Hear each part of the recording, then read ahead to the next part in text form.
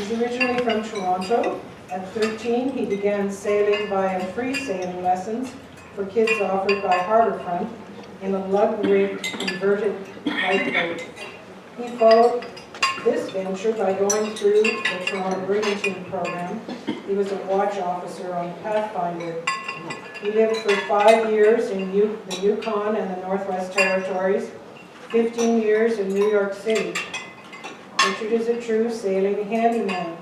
He refitted and sailed a 12-meter, 35-foot steel gaff-rigged schooner, Orbit 2, and sailed it along the eastern U.S., the Bahamas, Canada, Ireland, England, Scotland, and Iceland. He restored a classic gaff-rigged schooner, Rosemary Ruth, and sailed along the eastern U.S. He flew to France, bought a 15-meter, 50-foot steel staysail schooner, Isuma, and refitted and sailed her over 55,000 miles from France to Argentina, Uruguay, Brazil, to USA, Canada, Greenland, and through the Northwest Passage, then south to British Columbia, Mexico, and Chile, then to Antarctica, South Africa, St. Helena, the US, and Newfoundland. In 2013, Richard was awarded the Rambler Medal by the Ocean Cruising Club. The award is given for the most challenging voyage made by a member of the club, and he received it for his short-handed voyage through the Northwest Passage. Usually he lives aboard Isuma, so home is generally where the boat is. This winter, Isuma is ashore in Newfoundland, and Richard is living aboard a Grampian 26 in Pickering. While the harbor ice this winter did restrict his sailing, he managed to get out sailing at least once each month, chopping the path through the ice when necessary. Between trips, Richard works in the computer industry to pay for his sailing passion. Richard spoke to us last January on his voyage from Argentina to Antarctica to Africa, and today he will tell us of his voyage with the schooner Isuma from South Africa to Virginia. Please give Richard a warm Shellback welcome.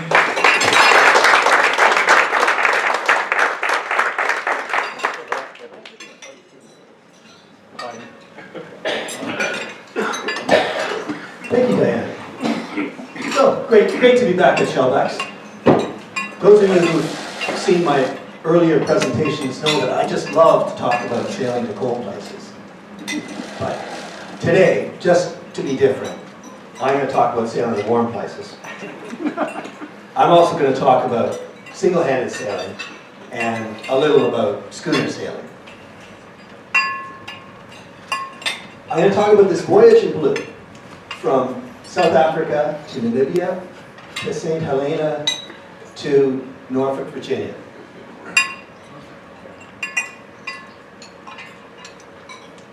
My objective from leaving South Africa was to get up to North America before hurricane season. So the weather systems in the Atlantic are dominated by the Bermuda Azores high, where the winds go clockwise around, and the South Atlantic high. So from the start, you have these southeast trade winds, which are very nice winds. It gets up to around here, which you call the Intertropical Convergence Zone, or ITCZ, or doldrums, where they meet up with the northeast trade winds. And the winds are very variable. It's a lot of sail changes, a lot of calms, a lot of work to get through. And from there, I sailed to Virginia. My boat is the last boat that Diane mentioned. It's a 50-foot staysail schooner. It's all steel. It's designed and built in France for sailing to Antarctica with. And what is unusual about this boat is that all the ballast, 4.5 tons, is in the centerboard. So to sail the boat, you have to have the centerboard down and locked, at which point you have a 10.5-foot draft sailboat. But if you are not sailing and you're motoring, you can raise the centerboard and get into shallow places or escape the ice, and your draft then is less than 5 feet. On this particular voyage, I really didn't need to do much with the centerboard. Only coming into Virginia did I need to raise it. The rest of the time it was just down and locked. So I started in Cape Town, South Africa, which I arrived to from Antarctica in almost a flat calm right after a storm. South Africa is a really beautiful place. How many of you have been to South Africa? Yeah, beautiful place. It's violent now, and all the white people I talked to wanted to leave or were thinking about it. A lot of the violence seems to be directed towards recent immigrants from other places in Africa and India. At the yacht club, they employ a lot of people from Congo who all say it's better in South Africa than it is in Congo. Congo's been in war for a long time. But they have things like you get stuck in a traffic jam and you'll get robbed. The trains get burnt. There are places that are safe and places that aren't. As is so often the case, the amount of work planned for a stop was more than what I was hoping it would be. And so basically my crew and I spent 3 weeks working on the boat in Cape Town and not having a lot of chance to do much else. It's just the way the work got away from you. You can buy anything you need in Cape Town and you can hire people to do stuff. So it was a combination of hiring people and doing stuff ourselves. And if you see all that mess of stuff on the deck, that's kind of how things look when you're in port trying to do a whole bunch of things. It's nothing unusual. It may look like a chaotic mess. Well, it is a chaotic mess. But it's just what you have to do to move stuff around so you can get at something else. But I did get a chance to go look at penguins, which in African penguins, they are smaller. They're like this. They're smaller than Antarctic penguins, and they're now an endangered species. But they've got a Table Mountain Park near Cape Town has a lot of penguins, and this is one of them. This is closer to his natural body. You can walk really close to them. They have a pathway near to where they nest, but this is what you think of penguins doing more, since they all live on fish and seafood. And then it was back to sea, with the wonderful following wind, and it was warm, which is absolutely awesome. Sailing downwind when it's warm, it's fantastic. There was also the Benguela current, which was helping us along.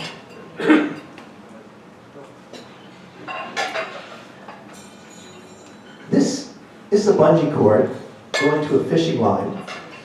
And I'll talk more about how I fish the fishing later, but the idea with the bungee cord, the fishing line is made down, and the bungee cord gives it a little bit of elasticity when a fish hooks on, bites it. And this is the wind vane on my boat, which has steered the boat through most of the 100,000 miles that it has sailed. This works, this red and yellow piece of plywood is a paddle. There's different ones for different wind speeds. And this round thing here is a counterweight. It's actually made from a coffee can. This was made from plans in a French sailing magazine. And the idea with this is you set it up and so that the front of that, the coffee can and the thin edge of the plywood are facing into where you want the wind to be from. So if the wind is from that direction, they will be standing up like this. The counterweight will hold them up. If you go off course, then the wind will push the plywood over. And through a complicated linkage that goes to a trim tab on a rudder on the back of the boat, and then it turns the boat. And this works really well. Any wind above 6 or 7 knots. Below that, I use sheet to tiller, which I'll talk about. Originally the boat had an autopilot, but I got tired of fixing it. So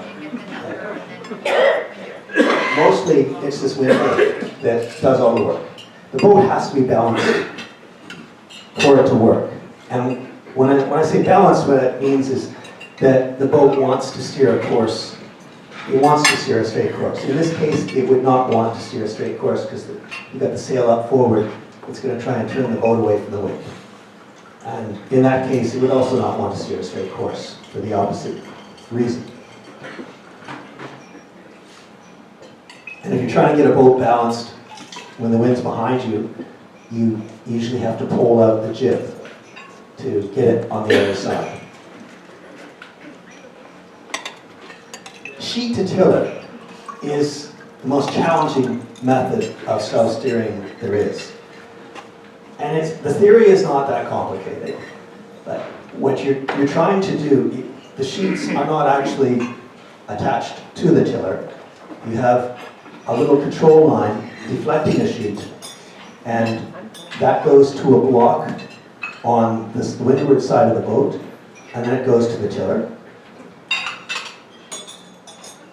And how this works is when the boat gets closer to the wind, the speed of the boat adds to the speed of the wind, and the pressure on the sails increases. That causes the pressure on the sheet to increase, which pulls on this control line, which goes to the block, pulls the tiller towards the wind, which turns the boat away from the wind. And when the boat goes farther away from the wind, the boat speed does not add to the wind speed as much, so the pressure on the sails is less, the pressure on the sheets is less. It doesn't pull as hard on the control line. And then this elastic, which is the bungee cord, in this case, pulls the tiller away from the wind, which turns the boat up into the wind. So it's fairly straightforward in theory. I hope, if that's not clear, I hope it's clear.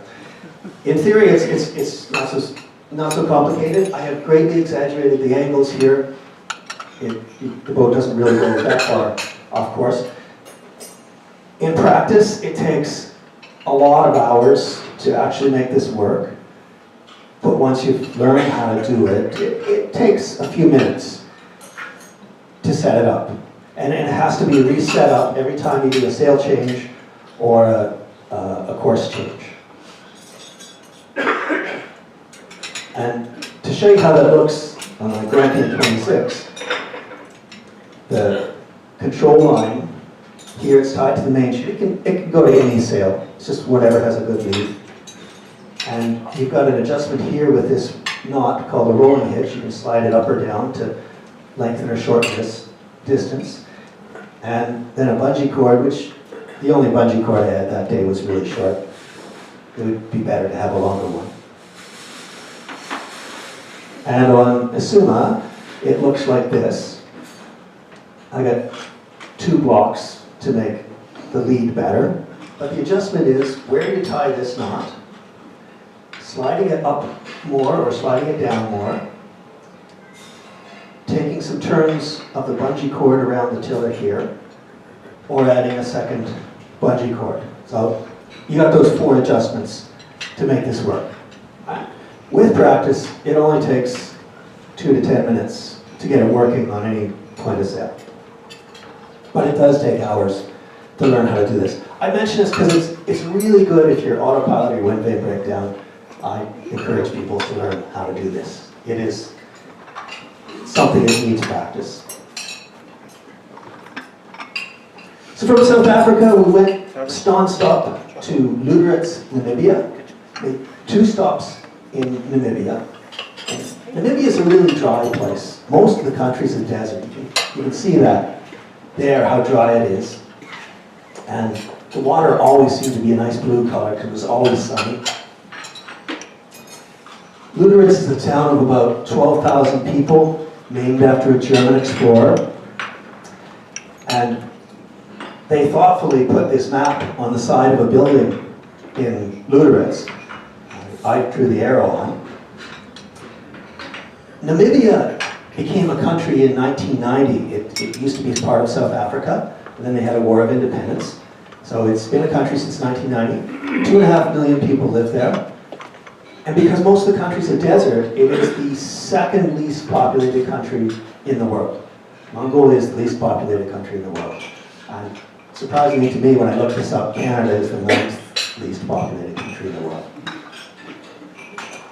And speaking of Canada, from Namibia, in downtown Lutherus. Go figure. I really didn't expect to see this. I was not aware they were such a global company. But yeah, downtown Lutherus, we were canoeing.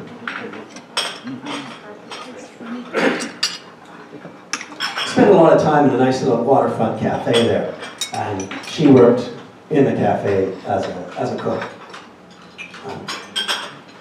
I think that background was just an excellent color for doing the selfies. She was doing several selfies that day, and I thought it just deserved a picture. So from Lüderitz down here, we sailed direct to Walvis Bay. Walvis Bay, which used to be called Walvis Bay, is a Dutch name. And industries there are oil, fishing, and tourism.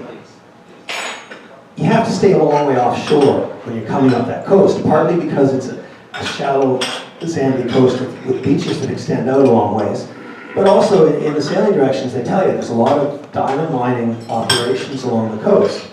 And they shoot at unannounced boats, so you have to stay away from them. And Walvis Bay, I actually stopped. We spent a few days, and we went inland and had a look at some of the wildlife in Africa that I mostly missed in South Africa. This is, in Namibia, like South Africa, Afrikaans is a fairly well-spoken language. That's where that comes from. And the hippos were interesting to look at. These things are 1.5 tons, and they can move surprisingly fast and are considered quite dangerous because they're unpredictable. They are the 3rd largest land animal in the world. The 2nd largest being this guy. That's probably a 2-ton animal. And they're actually, despite that formidable horn, they actually are not, they don't eat meat. They're herbivorous. Yeah, they're not carnivores. Yeah. And of course the big guy. In the interests of seeing as much wildlife as we could, we stayed at a game preserve, a private game preserve. And there they drive you around, they know where all the animals are, so they'll drive you around and show you, give you lots of opportunities to take pictures. And they also have the hotel built beside a watering hole, so you can have all sorts of animals come up to the watering hole, like these ones, which I confess, I don't actually know what these are. Anyone know? Wildebeest, is this one? And a canoe. All right, thank you. And it was back to sea. It would be really nice to go back to Africa and explore with a 4x4 camper, the south of Africa, like Namibia, Botswana, and South Africa. But it's also nice to be at sea. And if you got a boat and it's ready to go and you're in a hurry, well, you go to sea and plan to go back to Africa and land some other time. From Walvis Bay, sailed direct to St. Helena. And still, the winds are with us. They're starting to get a little lighter. And the current, you can't really see the current on this map, it's in light blue. It's drawn over it. But it was starting to decrease, but still, wind from behind, slightly favorable current, warm weather, beautiful sailing conditions. Now this is St. Helena. It's one of the more remote inhabited islands in the world. The nearest island to it is Ascension, which is 700 miles away. And the nearest mainland is Angola, which is over 1,000 miles away. It's always neat to see an island appear after you've been at sea for a while. Because you have GPS, you know where you are, and you know where the island will appear. You don't have any concerns about that like you did before GPS, when you really had to wonder about your navigation. But as you're approaching it, you see it coming up. You've read about it, but you've never been there, and you start thinking about what's it like, what are the people like, what's the food like. what's the anchorage like, the entry procedure. And of course, if you own the boat, you're thinking about your maintenance to-do list. These are all the things you're thinking about as that island slowly gets closer. St. Helena is a British overseas territory. It is home to 4,500 saints, as they call themselves. They are now UK citizens. They haven't always been. And Jamestown is the biggest settlement. That's the biggest town. That's Jamestown. It's built in the valley, as you can see. And now they have moorings for the visiting boats. So all these boats are moored.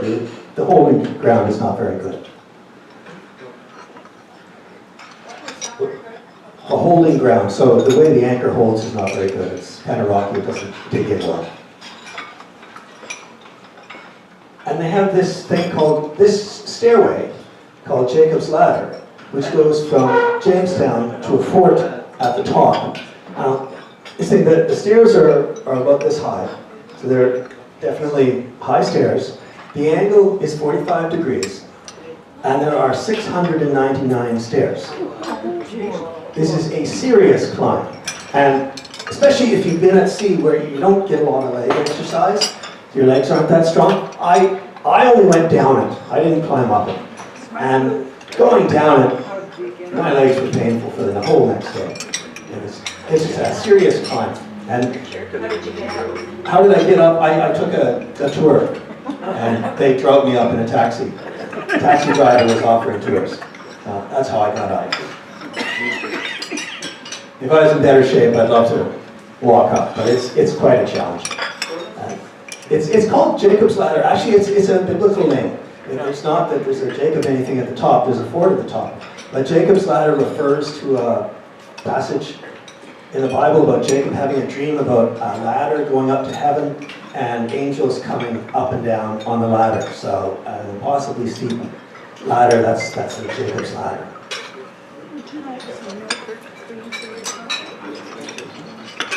And many years ago, they brought a couple of giant sea tortoises to St. Helena, I think from the Seychelles. And these are big, they're like this. And they live at the governor's mansion. St. Helena, I had one crew, and he was having troubles with his back. So he decided to not continue on in St. Helena. So at the time, St. Helena didn't have an airport that was open, so the only way on and off the island was the ferry, which was booked many weeks in advance. I was trying to get to North America before hurricane season, so I couldn't wait for someone to bring someone so you can't fly in to get on the ferry and come in. And given that everyone there was British and there was no American consulate, and I was going to the United States, then anyone from there would have needed a visa. It just didn't seem to work. So I wasn't particularly looking forward to single-handing. It would be my longest passage of any time, whether single-handed or not. But it seemed like it was the sensible thing to do, was just to single-hand. So I had, again, favorable winds. I tried to stay close to Africa when I crossed the ITCZ, which is these dots. The ITCZ is narrowest there. And also I wanted to have a good angle on the wind when I got to the Northeast Trades, not be beating against them. It kind of indicates, you can see here, but in the center of a high there's almost no wind. So the closer you get to the center of the high, the less the wind. So you want to stay away from the high and circle around it to get good wind. And then I wanted to approach the US from south, because you can just see the blue arrow of the Gulf Stream. It's a strong current that was going to sweep me north. So that was the basic plan for the voyage. And it was, in total, from St. Helena to Virginia, was a few days short of 2 months at sea by myself. And so that's 2 months with no one to talk to except myself. So fewer arguments with the crew. And the arguments that did exist were more on the lines of should we raise more sail or not? It's hard when you're beginning sailing, you make the mistake of not reefing early enough, but after you can beat up enough times from not reefing early enough, then you make the mistake of hesitating to raise enough sail to go fast enough. It's really neat being alone at sea. When I was coming up with this presentation, I was wondering how exactly I was going to describe this, because it seems like there's nothing happening when you're all by yourself, and how do you talk about nothing? But there's actually a lot going on. It's just that it's mostly internal. It's stuff that you're thinking about. Right? It's lonely to be by yourself around other people. I mean, if you walk into a crowded, clicky room by yourself, you know exactly what I mean. When you got other people around, they'll make you think, and you're by yourself, it makes you think like you're the only one without friends.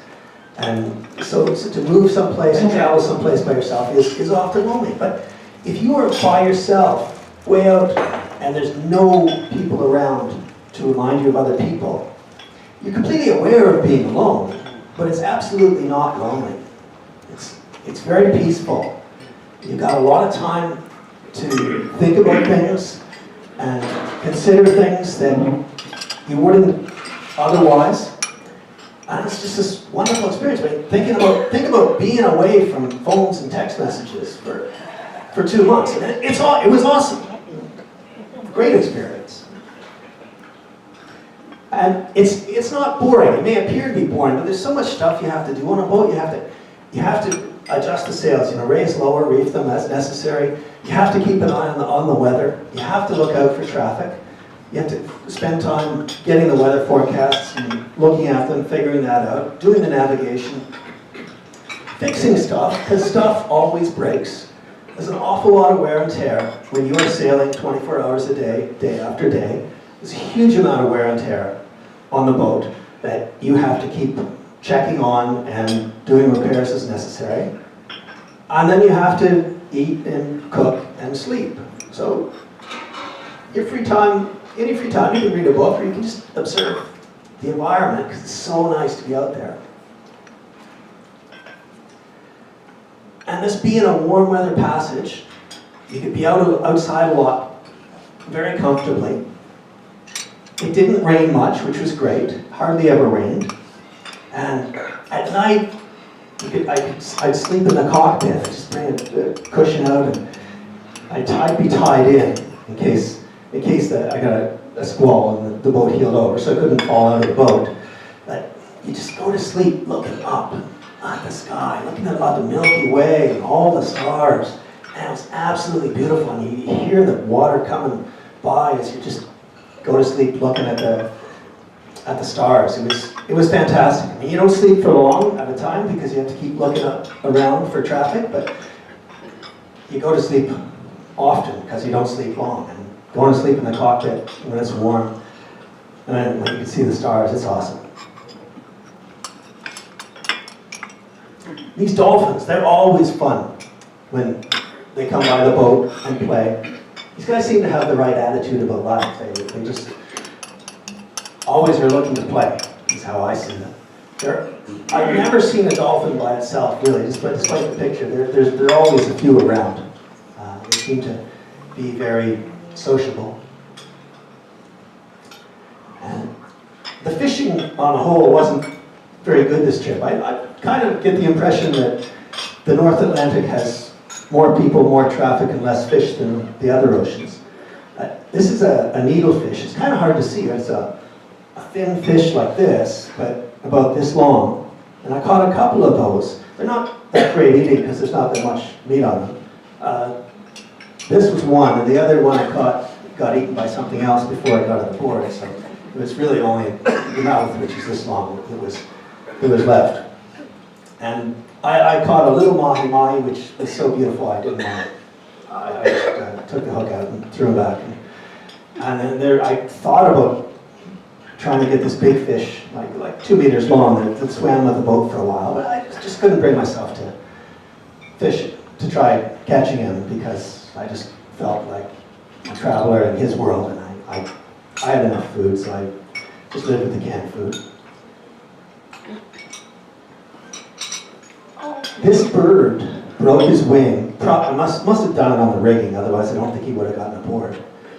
And he stayed aboard for a couple days. I tried feeding him flying fish, seeds, and put some water in this tuna can. I don't think he actually ate anything I gave him. One evening he dragged himself up forward towards close to the rail, and he either jumped in or was washed over. And that's all I know about him. You feel very close to any form of life when you're out there by yourself. You pay attention to it. So I get asked often how to sail a schooner single-handed, because there's so many sails. And because ultimately you can only handle one sail at a time. So what you do is a lot of planning ahead as to what sail you're going to set or reef or bring down. In general, you take the sails that are highest first. So as soon as the wind picks up, this fisherman comes down. And after that, you bring them in from the ends. This one, the Yankee jib, it's called a Yankee because this corner is high up. It's on a roller furler. And roller furlers, I really love them for big sails because they wind the sail up rather than you have to raise it up and down. And it's very convenient on a big sail. It's really convenient, really helps you sail the boat. The trouble is, of course, that they can break, and the bearings in this furler did break in the middle of the ocean. And I had spares, but to fix that, you have to disconnect this. And this is ultimately the wire that's holding up the forward end of the mast. And I didn't want to do that at sea. So I thought about putting into Bermuda to repair this, but I was getting close. Hurricane season had kind of started by the time I was close to Bermuda. And if you go into port, it's going to be a week. By the time you clear customs, then go anchor somewhere, sleep, do your repairs. Oh, well, then I might as well get fresh provisions. So you go shopping when the store's open. And by the time you getting back to the dock and getting out, and a bit of weather and all that, and yeah, it's a week. And this time of year, it was June, and I didn't want to be messing with hurricane season any longer than I had to. So I didn't go to Bermuda. I just raised and lowered this sail manually, which is really hard to do if you've ever tried putting a sail up a furler. There's a lot of friction. Sails that are hanked on are a lot easier. But that's the way it goes. You had to bring it down early so I wouldn't get stuck with too much sail up and have a hard time pulling it down. But I basically sailed the last half of that with raising and lowering that instead of furling it. And on the mainsail, I wanted to make that easy to reef. So I went to a lot of trouble, and I put in this 2-line reefing system. So there's actually 4 reefs on my mainsail. I'm only showing 2 here. So you have a line from the clew, the after corners, and lines on the forward corners. And so you can bring them all down. They go through rope clutches. They share a winch. And so you can entirely reef the sail from the cockpit or shake out a reef from the cockpit. And this has made the sail a lot easier to deal with, having this system. And so I was happy to have it. Now, you see all the ropes that are involved here, all these clutches, and this winch that they're sharing. I came up with this whole system that I was sweating away in Brazil. And it worked great, but in Brazil, with all that hot weather, I was absolutely not thinking about cold weather. And what happens when a wet line freezes when you're sailing in the winter is it gets bigger, and it doesn't go through the rope clutch. So I realized when I got up to Greenland that it wasn't working well, and I put this cleat on, and a couple cleats on there it's not nearly as nice as using the rope clutches, but cleats and some ropes to tie it on, the system does work, but it doesn't work well in freezing conditions. I pointed out here, I've got the mainsail halyard in a figure 8. On a schooner, with the mainsail being the aftermost sail, it's a lot of sail area at the back of the boat. There's a lot of tendency for that to steer the boat. And the schooner-specific thing is sometimes you cannot turn the boat away from the wind because you have too much sail up with the main. So it's very important to be able to get rid of the mainsail quickly. So this halyard is always ready to be cast off if necessary. If you have to bear off, or if you got caught in a squall, something like that. That's a schooner-specific thing. And this happened to be a good picture of showing all the way things are on the cabin top. Of course, it also shows the ideal solution to a self-steering system, which is to get a pretty girl to do it for you. Of course, this doesn't happen very often, but it's worth taking a picture when it does. Another schooner-specific thing is the fisherman. And this is a great sail because it goes up to the top of 2 masts, boat masts, and there's more wind. The higher up you go, there's more wind. So it's a great light air sail. And to do this by yourself, you have 2 halyards, 2 of the ropes that used to be haul the yards, that now we call the ropes that raise up the sail. 2 of them led to the same place, and you can pull both at the same time, and then it gets up part way, and then you can pull one, make it down, and pull the other, and you eventually get it up all the way. If you've marked the sheets, you can have them made down and roughly in the right place, and you make down the tack down hole in the right place, so then you're just getting the halyards up, then you go back and get the sheet in the correct position, but it's already roughly in the right position, and it's quite feasible to handle the fisherman by yourself this way.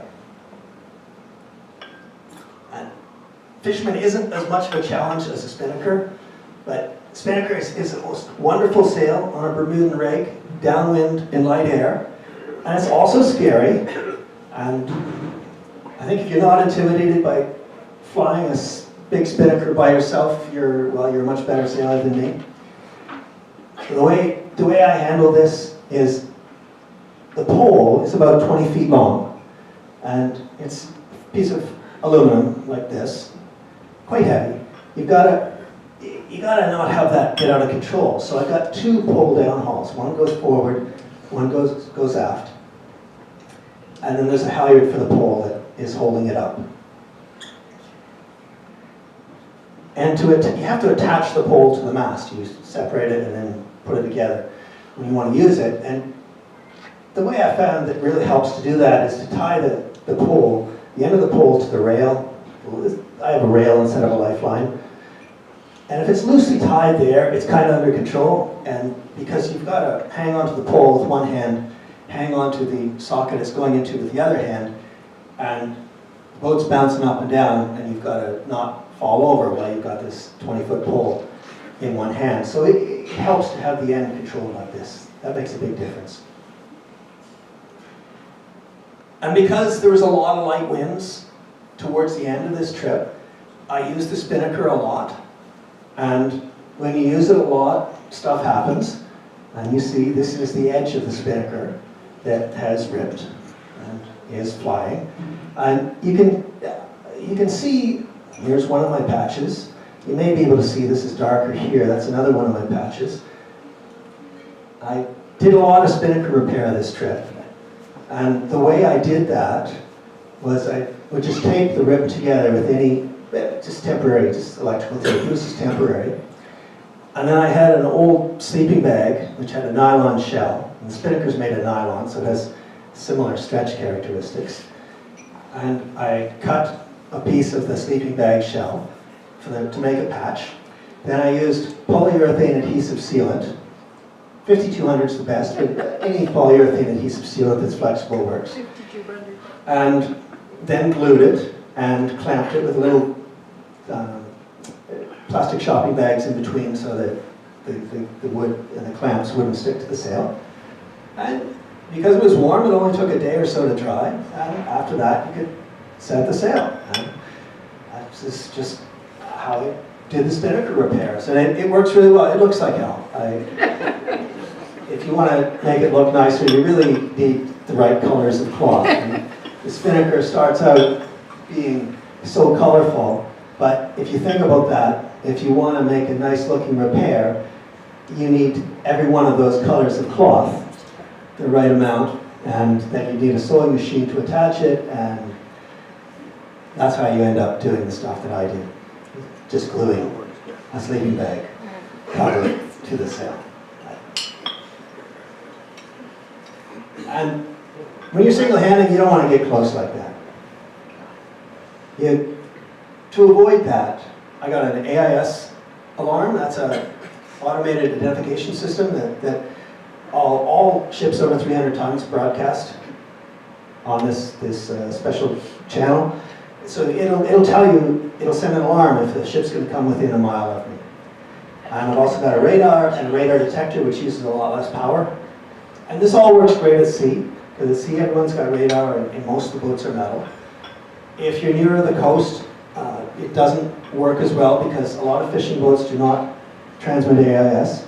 And if the hulls are not metal, they're not good radar targets. And some of them, sometimes you have these really small boats with just one light. If you ever try and figure out from one white light whether you're coming towards or going away from something, you can't actually tell. So if you're near a coast, it becomes the collision avoidance is really a challenge. You really can't see it. Offshore, electronics make it a lot easier to single hand. You still have to keep waking up and looking around. And I passed Bermuda right after the Bermuda race. So one of the boats who was returning from the Bermuda race sailed close to me, and we exchanged pictures. So the picture at the start of this presentation he took, and it was really nice. We just talked on the VHF. It was nice to talk to someone after so long at sea. I hove to and spent an extra 3 days hove to because there was a strong north wind when I was going to cross the Gulf Stream, and a wind against current makes for rough conditions, and I had a bunch of repairs to do, and I wanted to sleep. So I spent a few days longer at sea until I got a favorable wind and sailed to Chesapeake Bay. In Chesapeake Bay, across the entrance, there's a bridge tunnel, and as I was about a mile away from that, I thought the wind was dying and it was time to start the motor. I go to start the motor, it doesn't start. It's been many weeks since I started the motor, and here's one of the starting batteries, which are only 2 years old, that has developed a short, so there's no electricity. So I go to start the generator, I got a little Honda generator, and it seems like it hadn't been run for several weeks.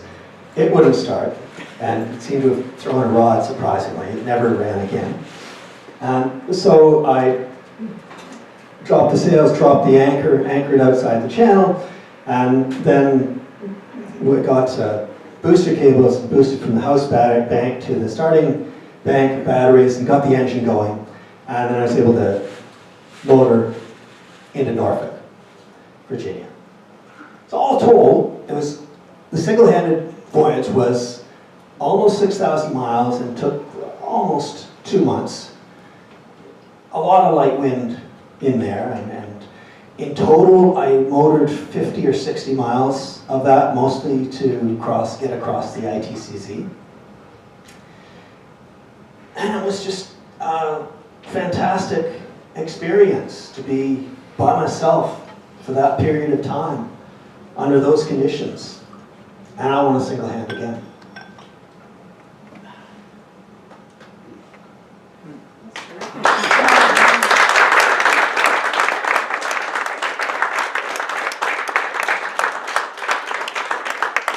So, any questions? Would you do it again 2 months at sea by yourself? Would I do it again 2 months at sea by myself? Absolutely. I'd go farther. I didn't think I wasn't that much of a fan of single-handing. I like sailing with people. But after this, it was so nice. I would really like to single-hand again. Rob? Richard, any interesting stories when you went into Norfolk and relating to people again? Any interesting stories when I landed in Norfolk? I had the advantage in Norfolk of I knew the people that ran the marina I went to, and it's a little part of Norfolk called Willoughby. And I actually knew quite a few people there, so it was mostly meeting up with people I hadn't seen for many years. I can't think of any really esoteric stories about them.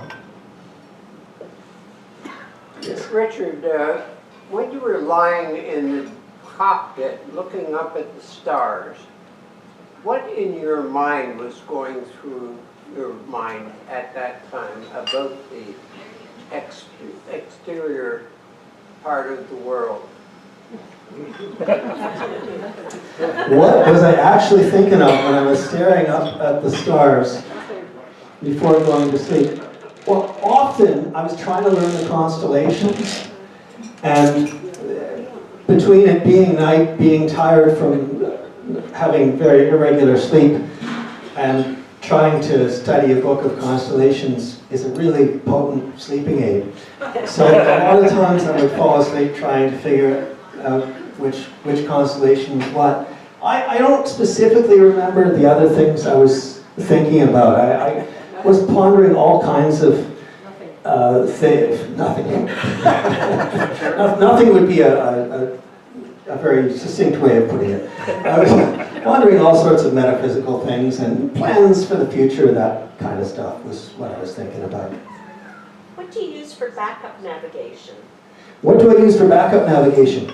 So I have three handheld GPSs. I have a fixed GPS which feeds the navigation computer. I have 2 spare navigation computers, and then a couple of laptops as backups to that. And then I have paper charts. Almost everywhere I go I have paper charts for. And and I've got a sextant too, but I don't tend to have the tables that would allow me to do celestial navigation. I have not done that for so many years. That ultimately my backups are almost all some kind of GPS related thing. Do you have solar panels on your boat? Do I have solar panels? Yes, I do. These are solar panels mounted at the stern, and there's a wind generator. So that's why I didn't need to run the generator or the engine for so long. And actually, while I'm at this picture, the fisherman looks like this because I'm sailing downwind and the wind is just dying, so the boat's bouncing around and the sail is flapping. That's why it's got that strange crease in it. Al? You're in South Africa, warm weather, risks of malaria, things like that. Did you have health concerns or health issues at all? And if so, when you're single-handedly, how do you manage when you're not healthy? Right. Yeah. I had no health concerns about malaria or dengue in South Africa because I was avoiding mosquitoes, and at the yacht club in South Africa we were at a dock surrounded by concrete, so there weren't many mosquitoes. And then in Namibia I was anchored both places and not going out at night, so the mosquitoes weren't an issue, so I wasn't quite concerned about that. But yeah, to get sick when you're single-handing, that is a big concern. And I don't remember what I thought about it. I did once get dengue fever in Brazil when I was by myself, and when I was about to leave port, and I was able to get back into port, which was very, very good, because it would have been rough I'd end up having to heave to at sea for a few weeks. That would be rough. There's no backup when you're by yourself. Numerically speaking, the fewer people on board, the less likely there's going to be any medical problems. But also, if there are any medical problems, there's no one to look after you. And it is a concern to get sick when you're single-handing, but other than having a medical kit and being healthy before you do it, I don't know what you can do to work around that. How empty is that big empty ocean? Do you see much? You're always looking out. How empty is the ocean? Do you see much? In the North Atlantic, I saw lots more ships. Like I could go a week or maybe 2 weeks in the South Atlantic without seeing another vessel. In North Atlantic, maybe a couple days. I remember seeing this big refrigerator in the North Atlantic. It was about the size of this table. I was just floating there. It had a lot of rust on it, so it had been in the water for a while. I just thought that was interesting. Well, there's a Robert Redford movie about him crashing into a container. The Robert Redford movie about him crashing into a container. Yeah, I saw that. That was a really good movie. Not everything that happened in that movie would ever happen to a person on one trip. I mean, not all those things would ever happen on one trip. But I did think that everything that individually did happen is possible to have happened. Yes? What was your average distance traveled daily? What was my average distance traveled daily? So on this trip, it was around 100 miles. It was below my average. It was mostly the part of, I don't have that chart handy, but near the Bermuda Azores High, the winds were really light. And because I didn't want to motor, because then I have to hand steer, so it was sailing in really light winds a lot, is why it was a slower than normal trip. Where's your next trip? Where's my next trip? Well, I really want to go back. My boat's in Newfoundland, northeast Newfoundland. And I really want to go back to North Labrador and West Greenland. Whether on the way to Vancouver by a Northwest Passage or not, I'm not sure. And I'm not sure what year I want to do this in, but my next trip I really do want to go back to North Labrador and West Greenland. They're really beautiful places, stunningly beautiful places. And my boat's relatively not that far away from them. I mean, it's a couple thousand miles. Relatively. Yes. Oh, Richard. James. Multi-part question, maybe in a multi-part answer. Everyone has different sailing abilities. Perhaps for the beginner, intermediate, advanced. What would you recommend for bucket lists, or the thing that you should do at the various levels of sailing? A bucket list, you know, an objective or A bucket. What would I recommend for or, you know, people of various levels to go single-handed across an ocean, or to just go? anything, any sailing suggestions? Oh, just any sailing suggestions I have. Sailing Illustrated is a great book. Just do it.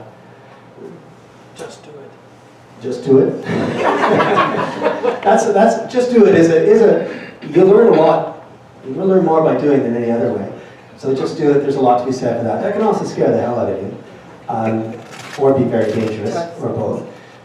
But if most places there are places the ability to take sailing lessons. It's hard to take sailing lessons of the kind of offshore cruising. There are not that many people that teach that kind of stuff. But learning as much as you can from books is what I would recommend. There are also lots of YouTube videos now, I think. I can't think of anything more specific than that. Sailing Lake Ontario. Go sailing. Sailing Lake Ontario is probably as much experience as you need if you want to go offshore, just because it can be such a challenging lake. Richard, I'd like to thank you again. I think traveling single-handed is like going to an ashram where you have silence and you're not to talk, and it's enforced, but you have this amazing environment around you. So I wish you all the best in your future sailing. I hope you will come back and talk to us again after another adventure. And with that, please let's give him just a nice big round of applause.